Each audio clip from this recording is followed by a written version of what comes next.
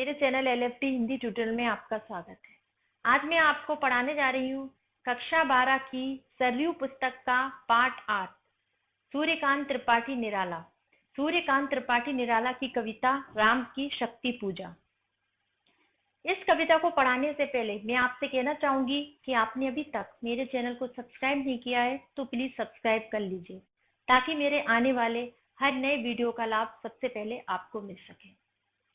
आइए अब हम पढ़ते हैं राम की शक्ति पूजा कविता। है अमानिशा उगलता गगन घन अंधकार, खो रहा दिशा का ज्ञान, स्तब्ध है पवन चार। यहाँ पर अमानिशा का मतलब है अमावस्या की रात। घन घन का मतलब है घना। स्तब्ध स्तब्ध का मतलब होता है चुप या शांत। पवन चार का मतलब है गर्मी की हवा। इन पंक्तियों में कवि सूर्यकांत त्रिपाठी निराला कहते हैं कि अमावस्या की अंधेरी रात है, आकाश में पूर्ण रूप से अंधकार छाया हुआ है। उस घने अंधकार के कारण दिशाओं का ज्ञान नहीं हो पा रहा है। गर्मी की ऋतु में चलने वाली वायु भी नहीं चल रही है। अप्रतिहत गरज रहा पीछे अंबुधि विशाल, भूधर ज्यों ध्यान मग्न केवल जलती मशाल। अप्रतिहत का मतलब होता है यहाँ पर बिना रोक टोक के। अंबुधि का मतलब है समुद्र। भूधर का मतलब है पर्वत। कवि निराला जी कहते हैं कि श्री राम जिस स्थान पर बैठे हैं उनके पीछे विशाल समुद्र बिना रोक टोक के गर्जना कर रहा है। राम पर्वत के समान ध्यान में लीन है। वहां एकमात्र मशाल जल रही है। स्थिर राघवेंद्र को हिला रहा फिर संशय, रह रह उठता जग जीवन में रावण जय भय। यहाँ पर राघवेंद्र से मतलब भगवान राम से है। भगवान राम शांत हैं, किंतु एक संशय उनके मन में बार बार उठकर उनको विचलित कर रहा है। उनको बार बार रावण का युद्ध में विजयी होने का डर सता रहा है। जो नहीं हुआ आज तक हृदय रिपुदम्य शांत, एक भी अयुक्त लक्ष्य में रहा जो दुराक्रांत। यहाँ पर रिपुदम्य से मतलब है शत्रु से दमित। शांत का मतलब होता है थका हुआ। अयुत का मतलब है हजार। लक्ष्य का मतलब होता है लाख। दुराकांत का मतलब है बुरी तरह से आक्रांत। श्री राम कहते हैं कि उनका हृदय आज तक किसी शत्रु से दमित नहीं हुआ, ना ही किसी शत्रु की शक्ति के आगे थका। उनका हृदय हजारों लाखों की भीड़ के सामने कभी इस प्रकार हताश नहीं हुआ, परंतु आज उनका हृदय बुरी तरह आक्रांत हो रहा है। कल लड़ने को हो रहा विकल, वह बार बार असमर्थ मानता मन, उद्यत हो हार हार।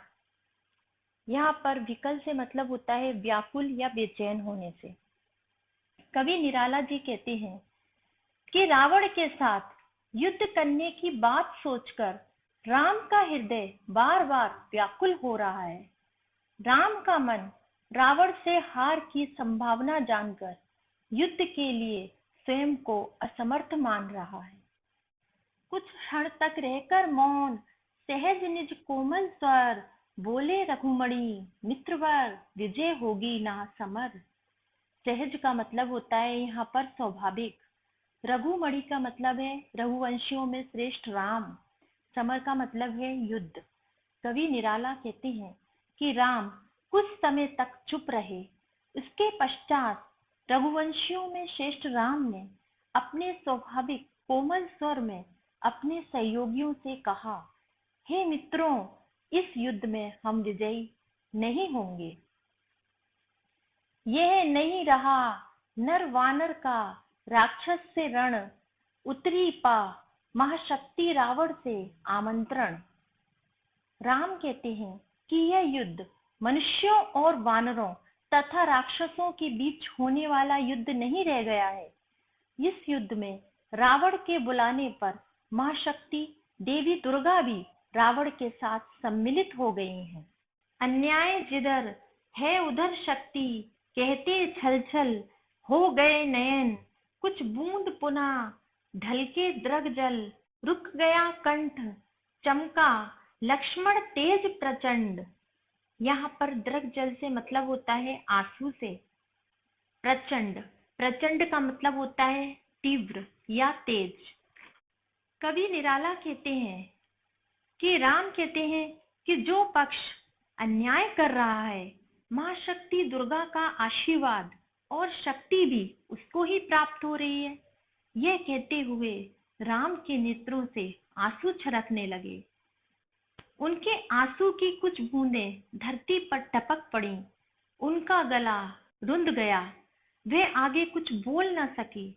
यह देखकर लक्ष्मण ने अपना तीव्र आवेग व्यक्त किया। धस गया धरा में कपि गए, युगपद मसक दंड, स्थिर जामवान समझते हुए जो सकल भाव। यहाँ पर युगपद से मतलब है दोनों पैर से। कवि, कपि का मतलब होता है हनुमान। सकल, सकल का मतलब है संपूर्ण। कवि निराला कहते हैं कि हनुमान धरती पर बैठकर श्री राम के सुदृढ़ पैरों को पकड़कर विनती करने लगे। जामवान उस समय की संपूर्ण स्थिति को समझकर शांत रहे। व्याकुल सुग्रीव हुआ उर में जो विषम घाव, निश्चित सा करते हुए विभीषण कार्यक्रम, मौन में रहा यूं स्पंदित वातावरण विषम। समस्त भावों और स्थितियों को समझते हुए सुग्रीव व्याकुल हो उठे। राम की यह अवस्था देखकर कार्यक्रम निश्चित सा करते हुए जैसे विभीषण के हृदय को गहरी चोट लगी, इस प्रकार वहां के असामान्य वातावरण पर मौन छा रहा था। अर्थात सभी को चुप देखकर ऐसा लग रहा था जैसे वातावरण सामान्य नहीं है। निज सहज रूप में संयत हो जानकी प्राण, बोले आया न समझ में यह देवी विधान। यहाँ पर संयत से मतलब होता है शांत से। जानकी प्राण, जानकी प्राण का मतलब है भगवान राम से। देवी, देवी का मतलब है ईश्वरीय। विधान, विधान का मतलब है नियम। कवि कहते हैं कि श्री राम अपने सहज शांत भाव के अनुसार स्थिर होकर बोले कि मुझे यह ईश्वरीय नियम समझ में नहीं आया। रावण अधर्मरत भी अपना मैं हुआ अपर, यह रहा शक्ति का खेल समर, शंकर शंकर। कवि निराला कहते हैं कि श्री राम कहते हैं कि रावण अनाचारी होते हुए भी देवी द्वारा अपनाया जा रहा है और धर्म पर चलते हुए भी मुझे पराया माना जा रहा है। यह युद्ध शक्ति का खेल है। हाय शिव शिव, कितना अनर्थ हो रहा है। कर्ता में योजित बार बार शर निकर निशित, हो सकती जिनसे यह संस्कृति संपूर्ण विजित। यहाँ पर योजित का मतलब होता है प्रयोग। शर निकर, शर निकर का मतलब होता है बाणों का समूह। निशित, निशित का मतलब होता है तीव्र या पैना। संस्कृति, संस्कृति का मतलब है सृष्टि या संसार। राम कहते हैं कि मैं बार बार प्रयोग करते हुए पैने बाणों को धनुष पर चढ़ाता हूँ और मेरे बाण प्रहार से यह संपूर्ण सृष्टि निश्चित ही जीती जा सकती है, अर्थात मुझे विजय मिल सकती है। जो तेज है पुंज सृष्टि की रक्षा का विचार है, जिनमें निहित पतन घातक संस्कृति अपार। राम कहते हैं कि मेरे बाणों में तेज पराक्रम का पुंज है, जिनमें इस संसार की रक्षा का विचार है।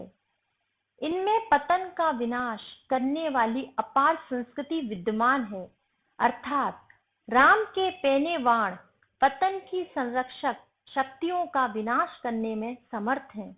कहे हुए भानुकुल भूषण वहां मौन क्षण भर, बोले विश्वस्त कंठ से जामवान, रघुवर विचलित होने का नहीं देखता मैं कारण।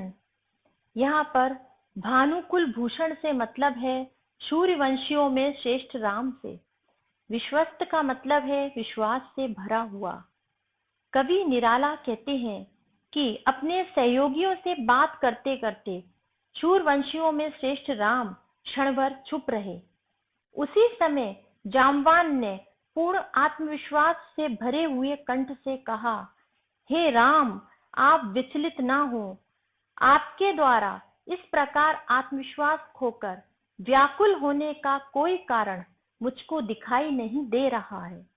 हे पुरुष सिंह, तुम भी यह शक्ति करो धारण, आराधन का दृढ़ आराधन से दो उत्तर, तुम वरो विजय संयत प्राणों से प्राणों पर। यहाँ पर आराधन का मतलब होता है पूजा से, वरो का मतलब है प्राप्त करो, संयत प्राणों से मतलब है मन में संयम और विश्वास भरकर। जामवान राम से कहते हैं कि हे सिंह के समान पराक्रमी राम, आप भी शक्ति धारण करें। आप महाशक्ति देवी दुर्गा की पूजा करके पूजा का उत्तर पूजा से दो। आप मन में संयम और विश्वास भरकर रावण पर विजय प्राप्त कर सकते हो। रावण अशुद्ध होकर भी यदि कर सकता त्रस्त, तो निश्चय तुम हो सिद्ध करोगे उसे ध्वस्त। त्रस्त का मतलब होता है सताना या आतंकित करना। ध्वस्त, ध्वस्त का मतलब यहाँ पर है परास्त से। जामवान आगे राम से कहते हैं कि यदि रावण अन्याय का पक्षपाती होकर आतंक पैदा कर सकता है, तो इस बात में कोई संदेह नहीं है कि आप देवी की सिद्धि प्राप्त करके उसे परास्त कर सकते हैं। शक्ति की करो मौलिक कल्पना, करो पूजन, छोड़ दो समर, जब तक ना सिद्धि हो रघुनंदन। जामवान कहते हैं कि तुम शक्ति की नवीन कल्पना करो और नए उत्साह से महाशक्ति दुर्गा का पूजन करो। हे रघुनंदन राम, जब तक शक्ति की आराधना से सिद्धि प्राप्त ना हो, तब तक आप युद्ध क्षेत्र में जाना छोड़ दो। तब तक लक्ष्मण है महावाहिनी के नायक, मध्य मार्ग में अंगद, दक्षिण सेठ सहायक। महावाहिनी से मतलब होता है महान सेना से। नायक, नायक का मतलब यहाँ पर है सेनापति से। जाम्बवान ने राम को परामर्श दिया कि जब तक राम को सिद्धि प्राप्त ना हो, तब तक राम की महासेना के सेनापति लक्ष्मण होंगे। उनके मध्य भाग में अंगद उनका मार्गदर्शन करेंगे और दक्षिण में सुग्रीव पुत्र उनकी सहायता करेंगे। मैं भल्ल सैन्य हैं, वाम पार्श्व पे हनुमान, नल नील और छोटे कपिगण उनके प्रधान। जामवान कहते हैं कि मैं और मेरी भालू सेना तथा हनुमान सेना के बाएं भाग में रहेंगे।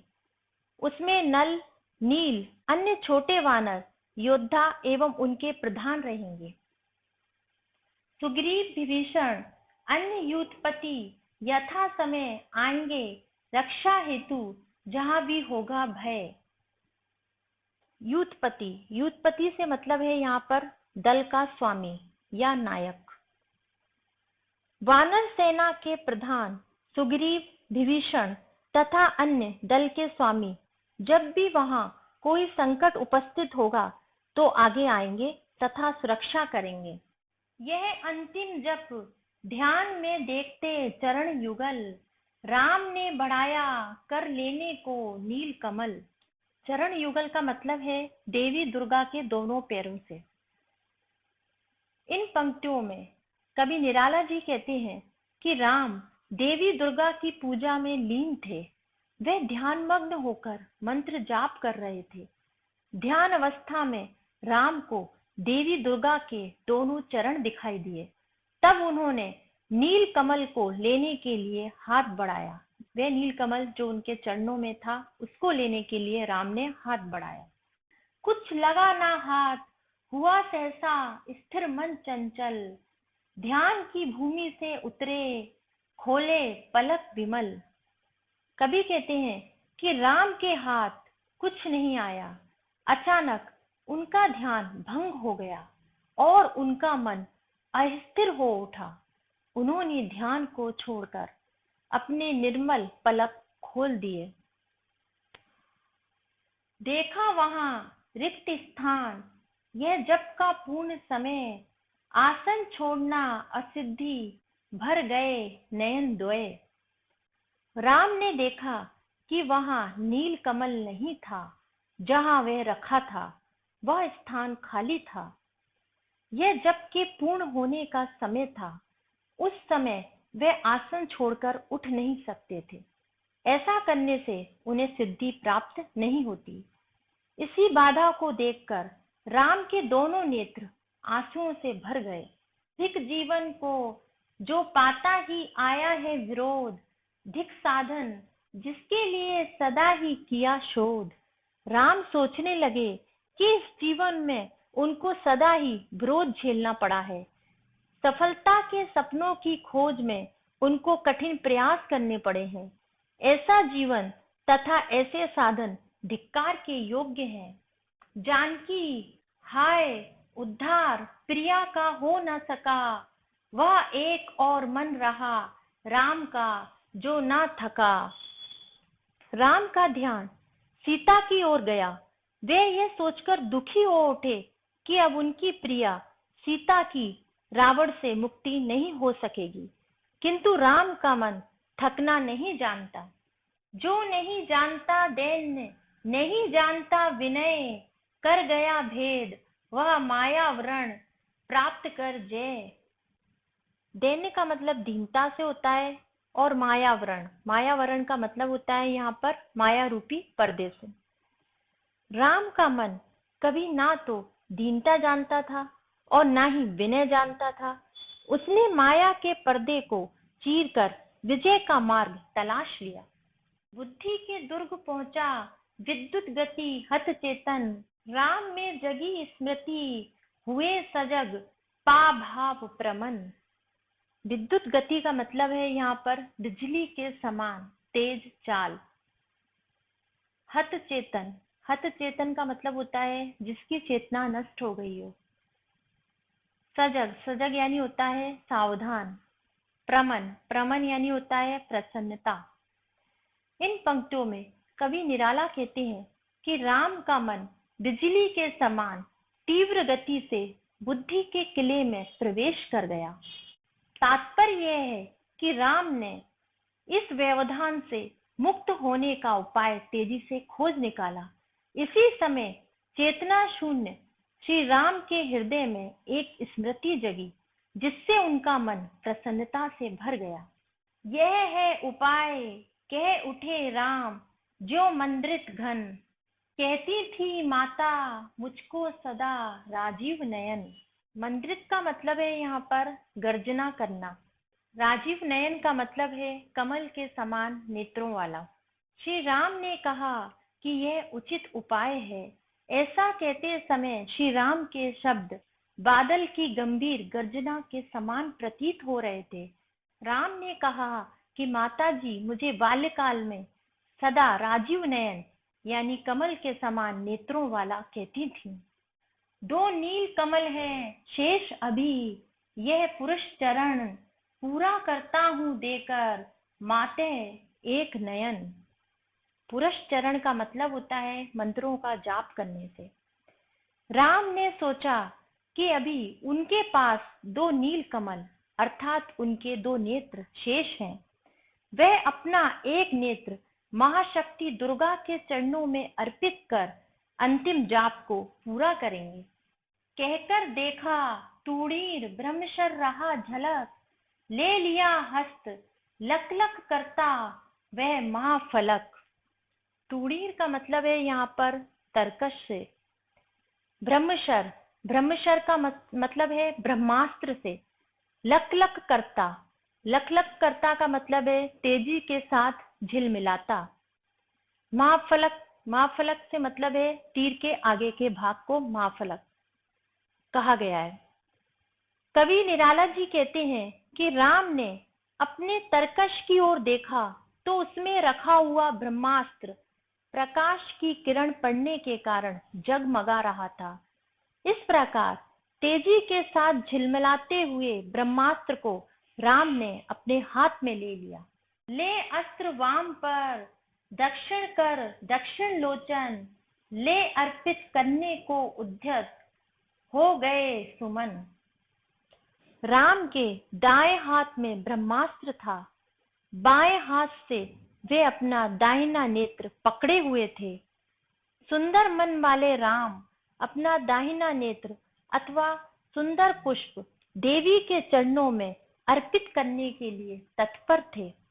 जिस क्षण बंध गया वेदने को दृग दृढ़ निश्चय, कांपा ब्रह्मांड हुआ देवी का त्वरित उदय। त्वरित का मतलब है शीघ्र, उदय का मतलब है प्रकट होना। जिस क्षण राम ने अपने नेत्र को बाण से भेदने का विचार किया तो समस्त ब्रह्मांड कांपने लगा। शीघ्र ही मां शक्ति देवी दुर्गा राम के सामने प्रकट हो गई। साधु साधु साधक धीर धर्म धन धन्य राम, कह लिया भगवती ने राघव का हस्त थाम। माता दुर्गा